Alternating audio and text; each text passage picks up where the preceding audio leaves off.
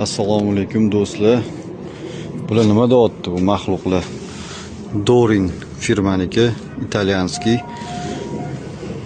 5 HP dan bitta, ikkita, 3ta, 4ta.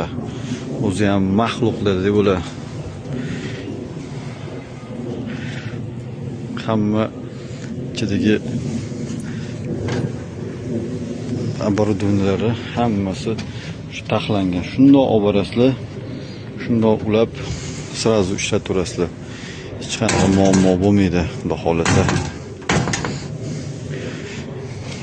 Dorin motordan.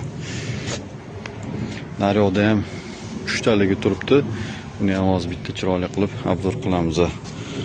Minusovoy, plyusovoy kondensatorlari. Bitta katta kondensat turibdi. Yana bitta kondensator.